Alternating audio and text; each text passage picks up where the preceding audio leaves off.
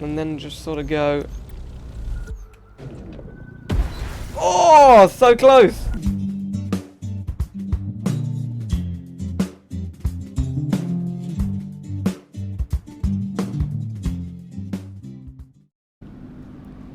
Welcome to Simulator Adventures, and welcome to The Crew 2. Now this is a very recent game. It was only released a couple of days ago, and I believe this is going to be quite an important game, because it's one of the first games I know of that really allows you to explore a massive world with lots of different kinds of vehicles. So in the simulation genre, we're used to games like Flight Simulator, but that's all about planes, and the truck simulators, which is only about trucks. But this, how you have the option of cars and bikes, so like motorbikes, planes at the top there, and boats. And that is something that really interests me. So I'm just going to make this video to kind of say what my opinion is about this game, and I think it's very good, by the way. A lot of reviewers say it's quite good as well. The map is quite similar to The Crew 1, but that doesn't really bother me because it doesn't... oh, there is a bit of a graphical glitch over there, but we'll ignore that.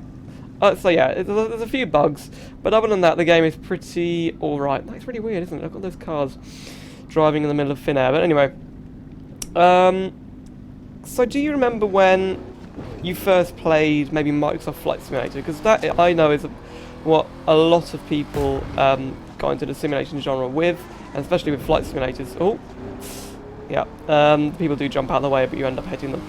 But yeah, I mean, Flight Simulator... especially FSX, has quite a few mods for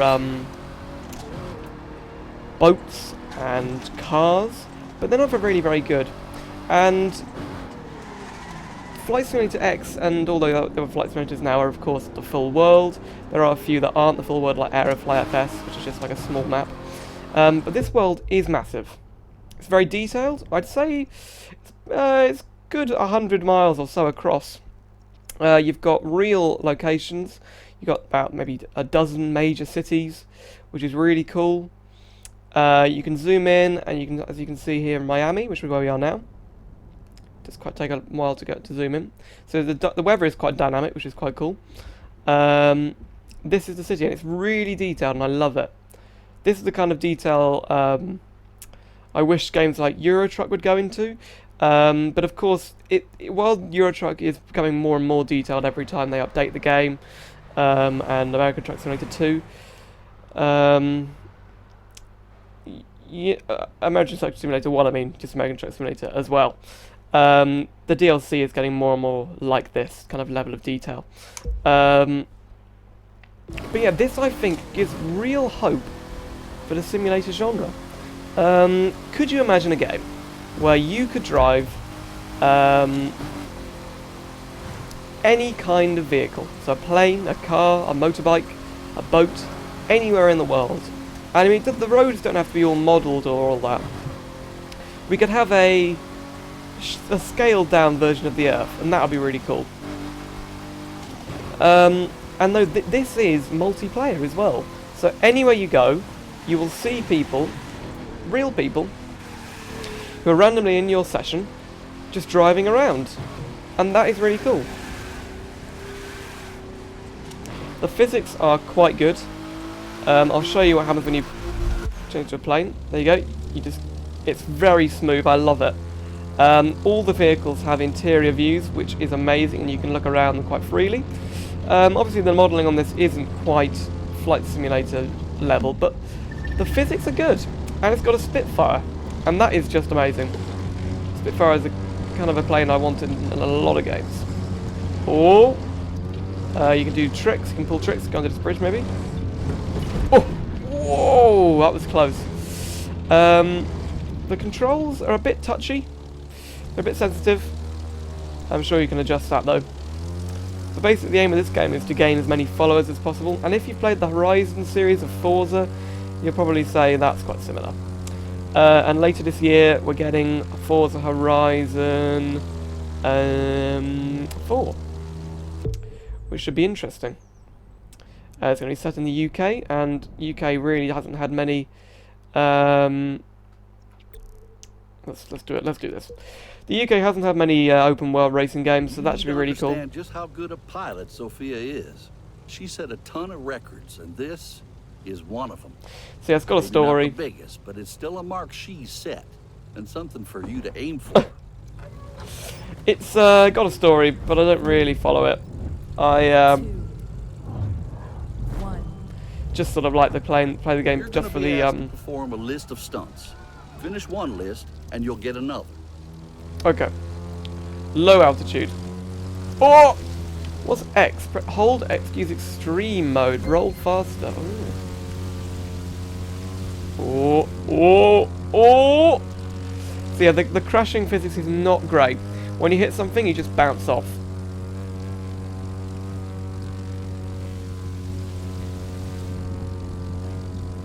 Oh, we've got an air drift now. Okay, I didn't notice. Oh, an air drift is like this, isn't it? Yeah, I'm getting it wrong. Wow, I'm not going well. You have got nitro, which we're going to need. Oh, yes. Was that not a loop? You saw that. That was a loop, right? See, everything's got nitro, which I'm not a fan of, really. Check this done. List's Okay. done. Freestyle. Now, strut your stuff. Between lists, you'll get some time to freestyle and really show what you can do. Mastering both is what aerobatics is all about. There we go. 100 roll. Air drift. Oh yeah. We're getting some points. Perfect. And then we're going to do a loop. Will this count as a loop? I'm not sure. What if we roll right? Oh, we're gonna go vertical up. Oh! Once we do go vertical up, I don't need to notice. There we go. An outside loop. So that's a downwards. Like this.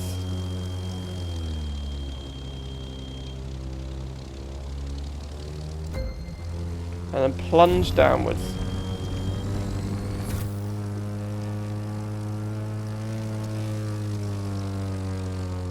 Did it not work? So that's a bit weird, isn't it? It doesn't always register. So yeah, the plane mode is purely just for Time for you to show off your style. The plane mode is purely Freestyle, just for that acrobatics. is. It's not. I mean, you can use it to get across the country, but I like going just a road trip in a car. I find that quick traveling is actually more fun, and when you're driving as well, you can see more of the landscape, which is more interesting for me. Yeah, we got 10 seconds left. So yeah, cool little plane. Boom. Now, let's see if we can get over this water. And one thing I like is when you finish a mission, it just keeps you in the game. Oh, we got the loot. Nice. So you pick up loot and you can change your parts in your plane and make it faster. So we're going to drop down as a boat. Oh yes, and there you go. It's so cool, that way of changing. Water speed, friend highlight beaten. I don't actually have any friends who play this, so I don't know who it's comparing it to.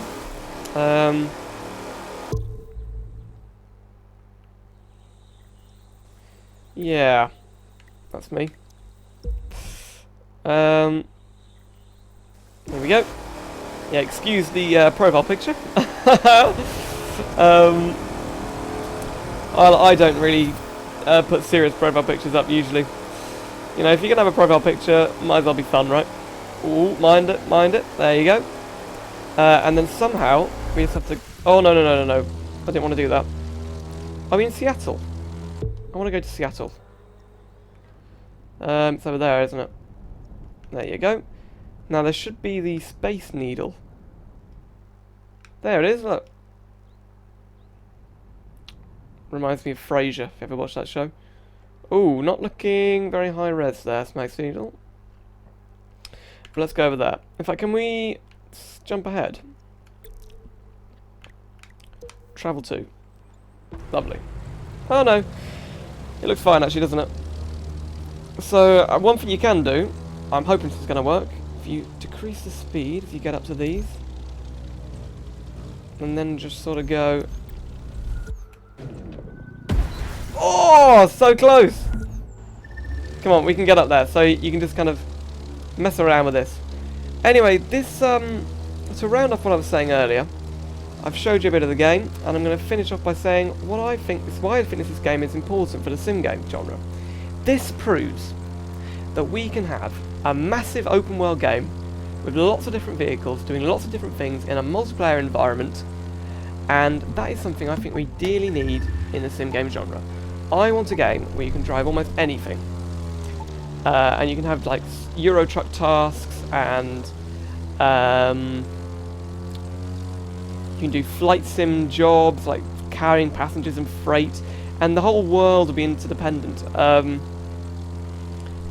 I know people have had this idea in the past, and it's sort of possible if you really heavily mod some games, but nothing in multiplayer, that's for sure. So let's just finally, where can we drive? I'll show you a bit more of the driving. So let's go over to somewhere interesting, like where have we not been? Maybe over here. Lake Mead Aerobatics. Travel to. And then get my car. Jump down, so I've got a...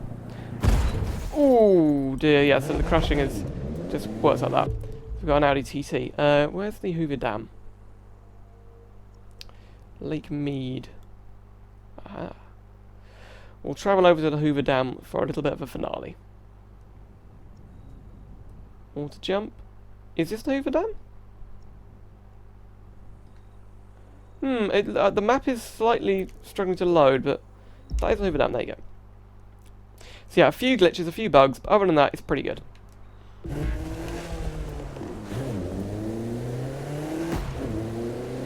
And the sound is actually really good.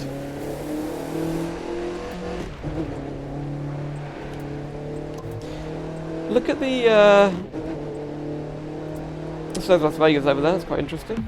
And we have to drive right through, aren't we? We've got 3.5 miles. Yeah, but if you look at the dashboard, look at that. So the air conditioning vents all have the temperature on them. That's quite cool. It's quite a good system. Did a little jump there. Whoa! Oh! We nearly hit a deer. There's animals. The weather is great. It really makes me hopeful for Forza Horizon 4, showing all the different kind of weather that's going to come with that. And I hope that you guys can get Forza Horizon 4, because I'd love to play it with someone. But yeah, I hope I've showed you a bit of this game, give me a little bit of a insight into what I think is going to happen with sim games in the future. So this really, I hope it's going to come. This game is going to prove to a lot of devs that a more realistic version of this would be amazing. Because a lot of games like Assetto Corsa and Project Cars, you can, well, not Project Cars, but Assetto Corsa definitely, you can get maps which are open world and you can play in multiplayer, and they're really fun. But there's no, native game that has that, no vanilla game that has that. Got Forza Horizon, but the steering wheel support for that is terrible. It just doesn't feel good, and the physics aren't great. Probably as good as this, I'd say. Well, I'm not sure. Somewhere around this level. This is all right. Damage model, not great. There's a few scratches there, here and there. Forza is definitely better for the damage. I was always under the impression that they couldn't make the cars damage too much because it would be bad advertising for the car company. But anyway, here we are at the Hoover Dam, and I've been here in real life, and it does look like this. It's really cool that they've done this, what they've done in this game. And can we get down? Oh, okay. Well, there you go. Our Audi TT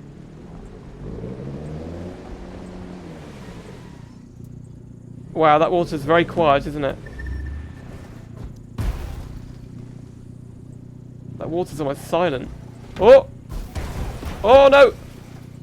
Oh, we're right under the pipes, look. Wow. Can we get into the photo mode? Oh. Oh, yeah. Oh, no, that's cool. Now that is a cool photo. Is the... Oh, yeah. The Crew 2 is actually quite a good game. So thank you very much for watching. That will be, actually... I think that should be our, the thumbnail. Look at that. How do we... show UI? Nice. So, thank you very much for watching. I'll see you next time, and I hope I've given you a little bit of a thought about how good this game is and what we can do with it. So yeah, thank you very much for watching. Thanks for watching.